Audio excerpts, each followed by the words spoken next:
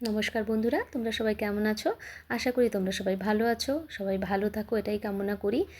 আর আমি আজকে আমার রান্নাঘরে তোমাদেরকে নিয়ে এসেছি নতুন একটা রেসিপি শেয়ার করার জন্য। তো নতুন রেসিপি বলতে এটা হয়তো তোমরা রেস্টুরেন্টে সবাই খেয়ে থাকো, এই ধরো রুমালি রুটি, তন্দুর রুটি, নানের সাথে। তবে এটা ভাতের সাথেও খেতে ভালো লাগে। খুব সহজ পদ্ধতিতে রেস্টুরেন্ট স্টাইলে তোমরা বাড়িতে কিভাবে বানাবে তারই একটা সহজ পদ্ধতি আমি তোমাদের সাথে শেয়ার করছি। তো দেখো, আমি এর জন্য এখানে 1.5 কিলো চিকেন ভালোভাবে ধুয়ে রেখে নিয়েছি। এবার এটাকে আমি মশলা দিয়ে ম্যারিনেট করব। তার আগে চলো আমি এটা করার জন্য কী কী মশলা ইউজ করছি সেটা তোমাদেরকে দেখিয়ে দিই। তবে এই যে রেসিপিটা, এর নাম হচ্ছে চিকেন চাপ। সবাই বিরিয়ানির সাথেও আমরা কিন্তু এই চিকেন চাপ খাই, তাই না? তো চলো কী কী মশলা নিয়েছি দেখিয়ে দিই। এটার জন্য আমি নিয়ে নিয়েছি একটু পেঁয়াজ একদম কুচি কুচি ঝিরি ঝিরি করে কেটে নিয়েছি। সাথে গোটা মশলা নিয়েছি জয়িত্রী, ছোটো যে এলাচগুলো আছে সেই ছোটো এলাচ 6-7টা, আর গোলমরিচ, আর 2টো শুকনো লঙ্কা, গোটা গরম মশলার মধ্যে তোমার দারচিনি আর লবঙ্গ। আর এখানে মিক্সচারে আমি নিয়ে নিয়েছি কাজু, চারমগজ, দই আর একটু পোস্ত বাটা। তোমরা গোটা পোস্ত নিতে পারো, আমার কাছে পোস্ত বাটা ছিল তাই আমি পোস্ত বাটা নিয়ে নিয়েছি। অপরদিকে আমি কি করলাম, এই যে গোটা তোমার জয়িত্রী, এলাচ আর গোলমরিচ নিয়েছিলাম, সেটাকে আমি একটু শুকনো খোলায় ভালো করে একটু ভেজে নিলাম, হালকা নাড়াচাড়া করে দিলাম, কারণ এটাকে আমি একটু হামলদিস্তাতে গুঁড়ো করে নেব। এটা আমার চিকেন ম্যারিনেট করার জন্য লাগবে। তো দেখো আমি হালকা এটাকে ভেজে নিয়েছি, এটা হয়ে গেছে ভাজা। এটাকে আমি হামলদিস্তায় ভালো করে একটু গুঁড়ো করে রেখে দেবো।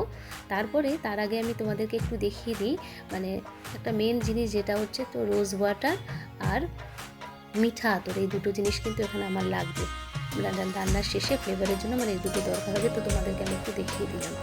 তো চলো চিকেনটা এর মধ্যে ম্যারিনেট করে নিই। চিকেনটা ম্যারিনেট করার জন্য আমি প্রথমে এখানে আদা বাটা 1 চামচ, রসুন বাটা 1 চামচ, আর লবণ পরিমাণ মতন, আর আমার কাছে শুকনো লঙ্কা পেস্ট করা ছিল। আমি বেসিক্যালি কাঁচা লঙ্কা শুকনো লঙ্কাও পেস্ট করে রাখি। আসলে কি বলতো, রান্না করতে গেলে না এই মশলা পেস্ট করাটা খুব দরকার। আর রেডিমেড বাটা মশলা আমি খুব কম ইউজ করি, বাড়িতে একটু করে রাখি। পেঁয়াজ বাটাটা আমি করে রাখি না, কারণ পেঁয়াজ বাটাটা করে রাখলে ওটা খারাপ হয়ে যায়, একটু রঙটাও কেমন হয়ে যায়, ভালো লাগে না। তো আমি শুকনো লঙ্কা পেস্ট এখানে নিয়ে নিয়েছি, আর যেই মশলাটা আমি গুঁড়ো করলাম হামলদিস্তাতে, সেই মশলাটাকে আমি এখানে অ্যাড করে দিয়ে এটাকে ভালো করে সুন্দর করে ম্যারিনেট করে নেবো। বেশ 10-15 মিনিটের জন্য ম্যারিনেট করে কিন্তু আমাকে এখানে রাখতে হবে।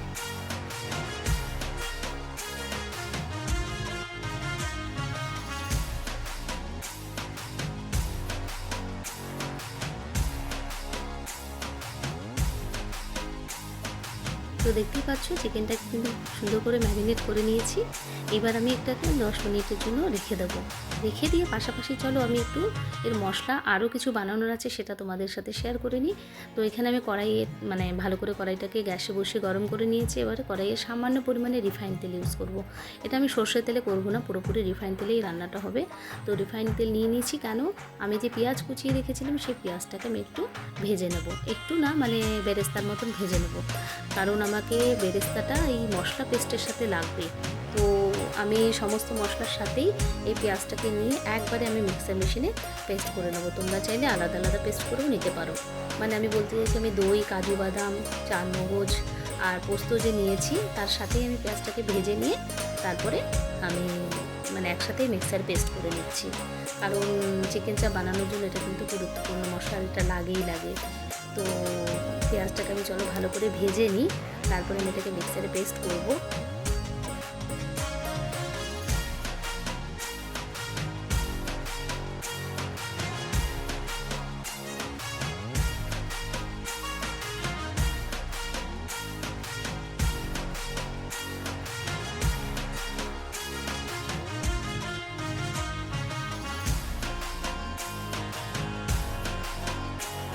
দেখতেই পাচ্ছ মশলা কিন্তু খুব ভালো করে পেস্ট করে নিয়েছি, একদম মিহি করে পেস্ট করে নিতে হবে।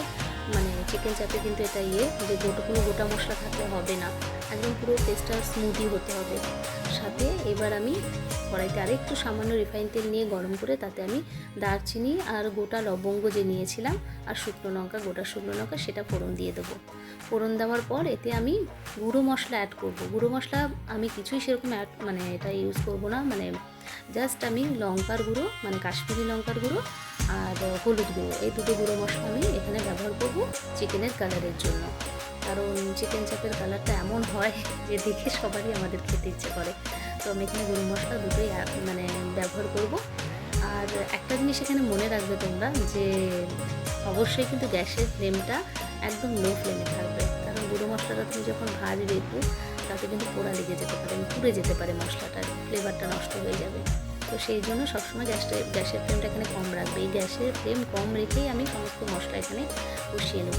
এখানে আমি 1 চামচ আদা বাটা, 1 চামচ রসুন বাটাও নিয়ে নিচ্ছি। মানে কাঁচা মশলার গন্ধটা কিন্তু আদা বাটা রসুন বাটা থেকে আরও সুন্দর করে দেবে। তো নিয়ে তারপরে আমি এখানে যে আমি মিক্সারে মশলা পেস্ট করে রেখেছিলাম সেটা আমি এতে দিয়ে দেবো। দিয়ে ভালো করে নেড়ে ছেড়ে কিছু সময়ের জন্য, মানে ধরো 3-4 মিনিট মশলাটাকে ভালো করে কিছুক্ষণ নাড়াচাড়া করে কষিয়ে নেবো। তারপরে আমি এতে চিকেন অ্যাড করবো। এখানে আমি দেখো মশলাটা কিন্তু অ্যাড করে নিলাম।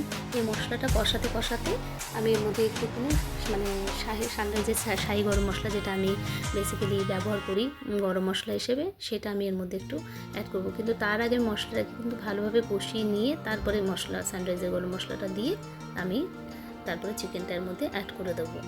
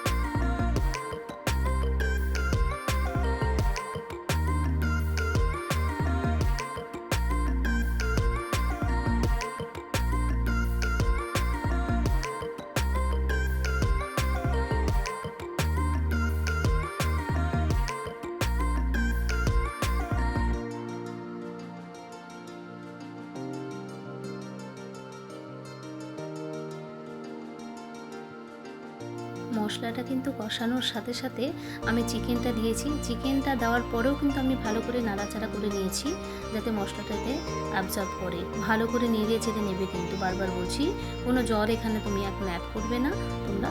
এবার আমি এই চিকেনটাকে কিছু সময়ের জন্য ঢেকে দেবো।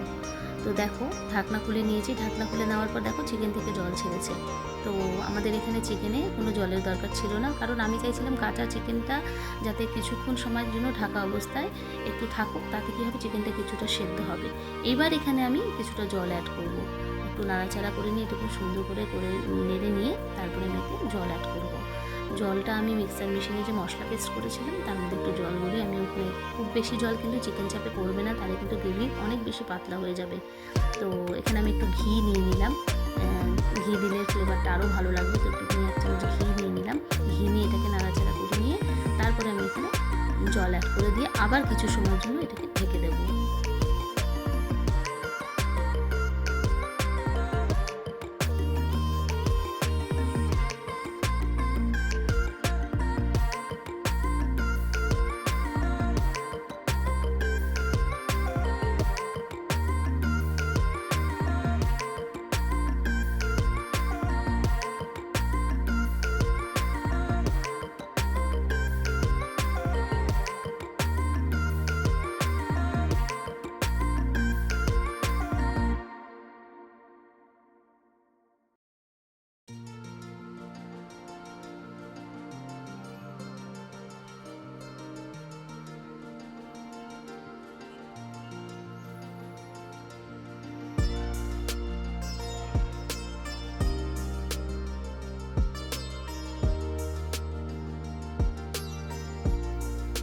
ঢাকনাটা সরিয়ে নিলাম। ঢাকনাটা সরিয়ে নিয়ে দেখো এখনও কিন্তু গ্রেভি আছে, মানে অনেকক্ষণ কষানোর পরে এটাকে যে আমি ঢেকে দিয়েছিলাম তাতে কিন্তু চিকেনটা ভালোভাবে বয়েল হয়ে গেছে, কিন্তু এখনও ঝোলটা আছে। চিকেন চাপে এত বেশি ঝোল ভালো লাগে না, একটু থকথকে বেশ ঘন একটা মাখা মাখা ব্যাপার থাকবে তবেই ভালো লাগে।